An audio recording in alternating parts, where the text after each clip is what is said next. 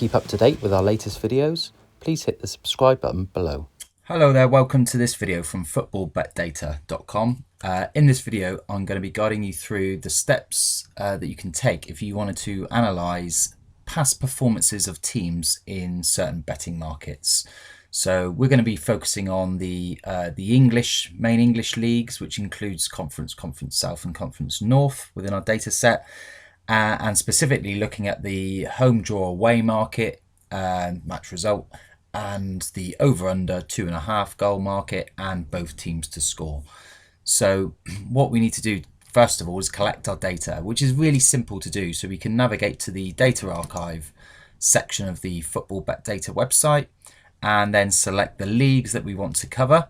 Now obviously you've got to consider that some teams will have moved between leagues over the course of previous seasons.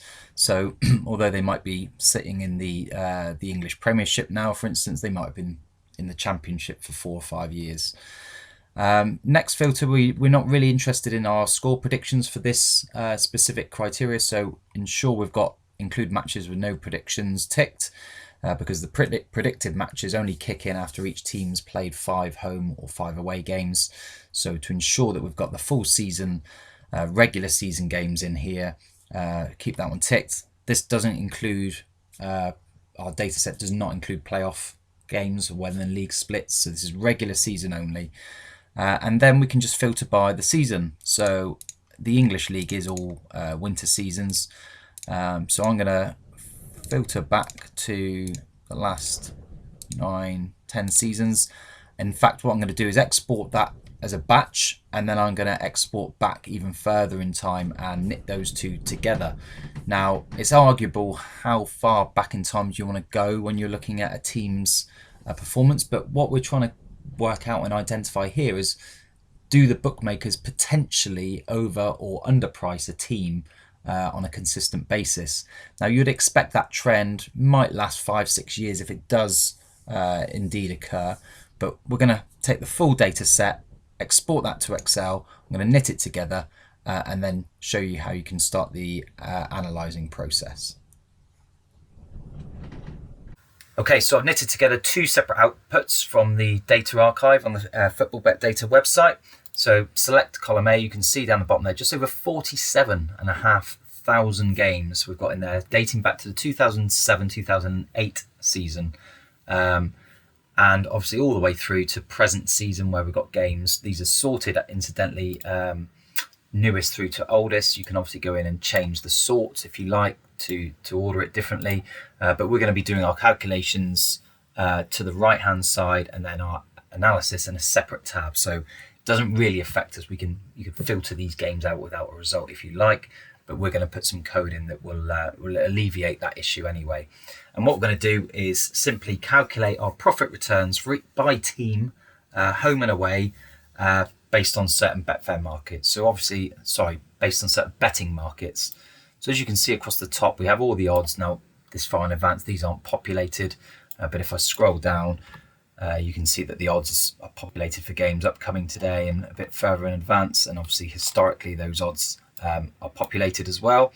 Now, we're going to be focusing on the bookmaker odds. So obviously, the average bookmaker odds, usually you will get far better odds on the betting exchange.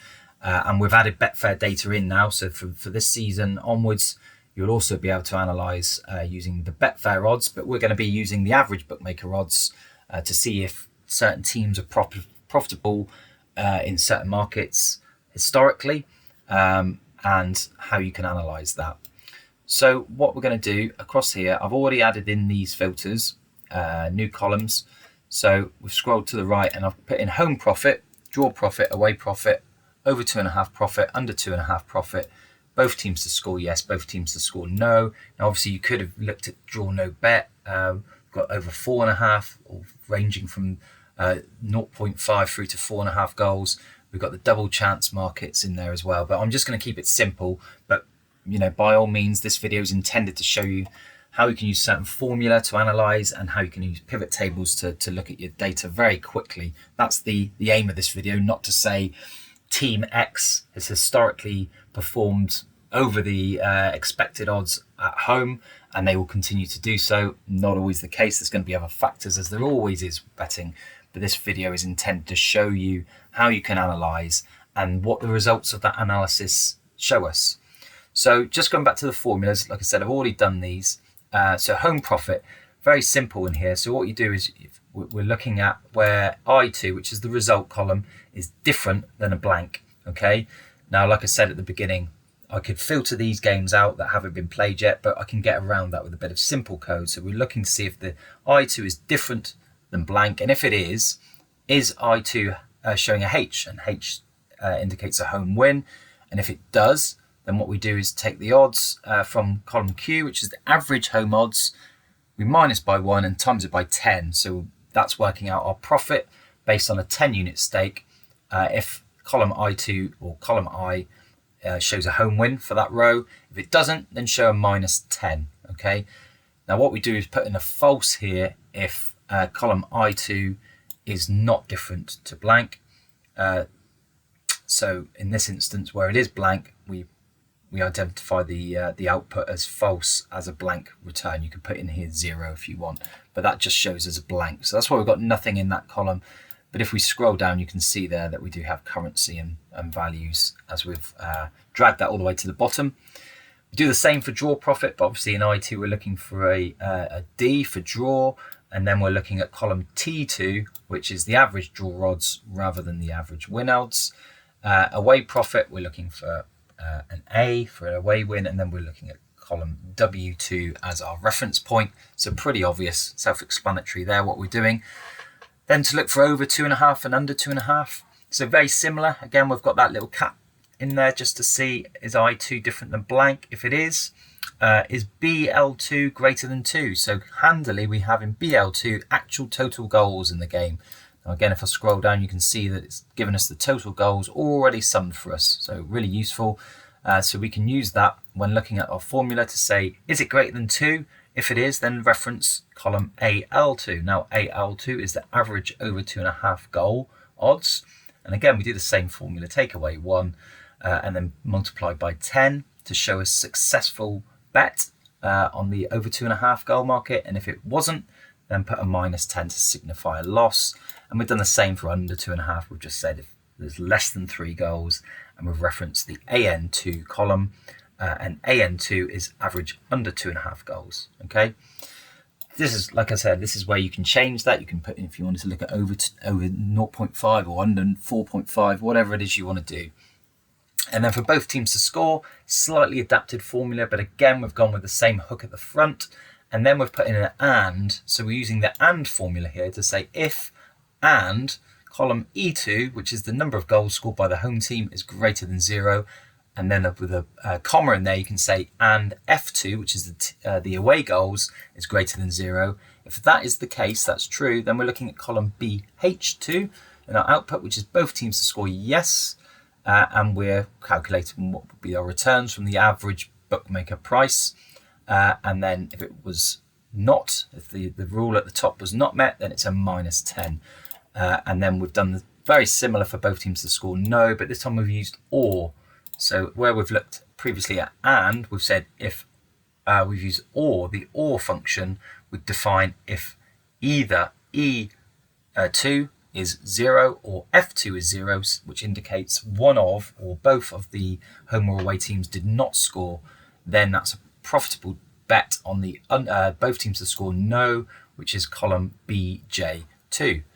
And then we've got the same formula in there and the value. So like I said, I've pre-populated all of that data in there already.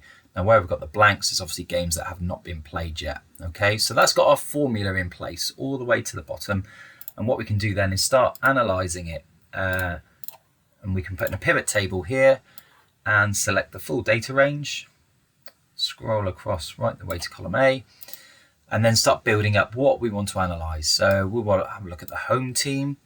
So that brings up the list of the home teams. We can filter by league here as well. So if we just wanted to see, and this is obviously would identify the leagues that the team were in at the time. So if we want to just filter by the main 4 professional leagues and cut out the non-league teams in there. So you have to obviously bear in mind that teams like Stockport and Grimsby, for instance, that got promoted from the conference this season, we would be eliminating from that data set their records within non-league. So you don't have to filter. I'm just doing it to bring up a smaller section of teams. Then we can put in there a filter, perhaps if we want to look by season. So let's have a look at the season. So we can display that in the output. And then if we wanted to look at the profit by, and actually what we could do as well, we could put season up here. And if you just wanted to filter by certain seasons as well, you could do so from the header, but put them in here, and we can do design and report layout, show in tabular form, and then we can do the same here. So if we wanted to look at the last, I don't know, let's say 1, 2, 3, 4, 5, 6, 7, 8 seasons. Let's go back to 2015 or 2014. Let's go to the last 9 seasons, 10 seasons. Let's do. We can do so by filtering there, and that chops out the other leagues. You know, going back further than 10 years in time, you can question how relevant that is. You can question how relevant any of it is, but let's just do 10 seasons for the argument's sake. Now, if you wanted to populate these blank rows here with the same team name, you've got report layout and repeat item labels, and that populates those in there, and then that gives you the total. If you wanted to remove the total, right click on the header and you can take that out, right click again, and you can pop it in, which gives us the sum. Now there isn't anything to sum yet because we haven't put in a value, so we're going to put in the home profit and we're going to turn that to a sum. And let's change the format. So I'm right clicking on that header. Let's change it to a pound sign. So you can see there for Accrington, so we've got it sorted by default, which is alphabetically by team, how they performed based on their home games for each season. If you were to back them to win every home game at average bookmaker odds. And actually it shows for Accrington over the course of these 10 seasons that would have been overall profitable. So you would have secured about 10 points based on backing every single one of Accrington's games.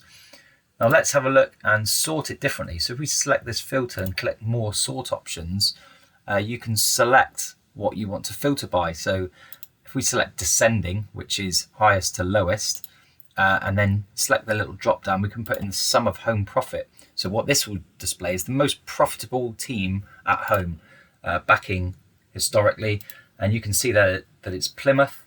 So if we were to back Plymouth in every one of their home games over the course of the last 10 seasons, and in fact only 2 of those seasons would have ended up in a negative return, and in fact the last 6 full seasons and this season to date shows Plymouth in profit for every one of those seasons, and an overall 35 points or £350 return.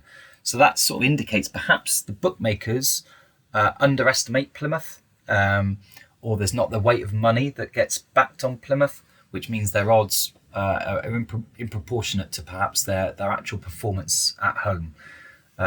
Similar with Crawley, so there's about a £90 difference, but again, Crawley only 2 negative seasons, and one's the current season historically, so an overall profit of £261. And then we have Leicester in there, Newcastle as well, so again only 2 seasons, and one being the current season.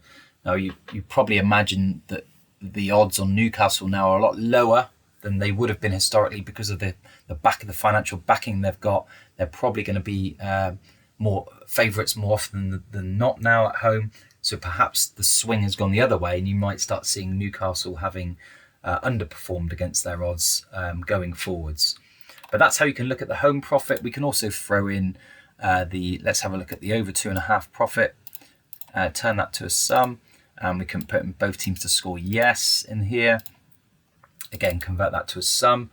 We can right click on the top and change the format to currency, and we can do the same again on this column, and we can then do sort by let's have a look by, instead of home profit, by over 2.5 goals.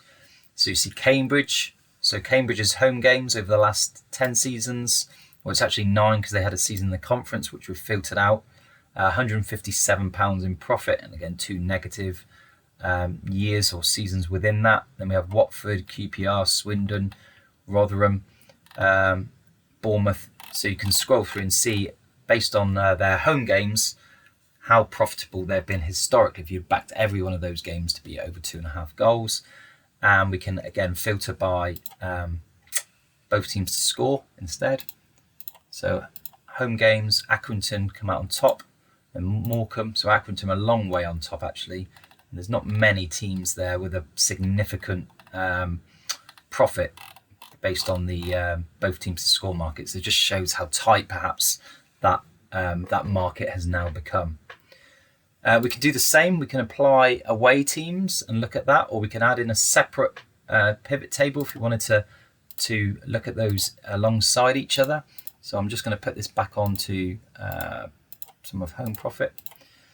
So we can select the pivot table and just do a copy, which might be easier. So select the entire pivot table, pop it in here.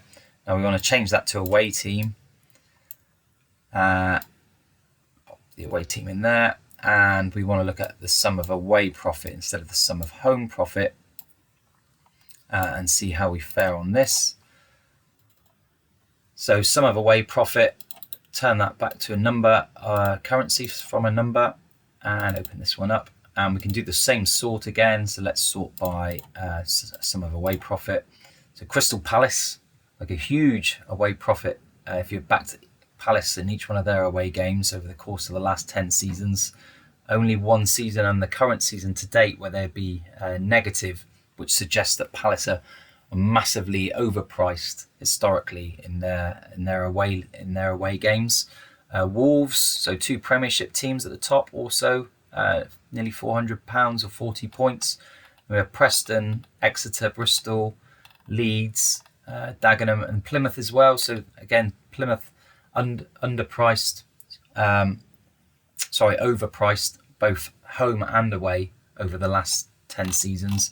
Now you can filter on this by, if we wanted to filter by team, you can just type in, let's look at Plymouth and pop them in here again, Plymouth. So we can just filter by team alongside each other, and you can see there the comparison.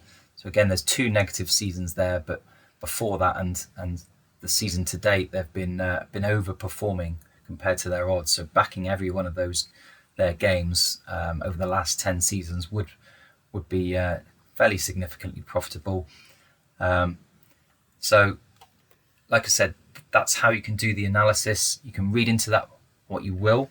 There are other markets that you can start using. Like I said, once we start getting some more games, getting further into this season and beyond, we'll be able to look at the Betfair odds, which I would suggest would give you an even bigger profit margin when we start looking at that over the course of 3, 4, 5 and 10 seasons, once we get that sizable amount of data in our database. But hopefully from this video you would have learned and understood some of the formula used, the ways and techniques to analyze using the formula, and then how you can look at the outputs from those formulas using very simple pivot table techniques to analyze your output.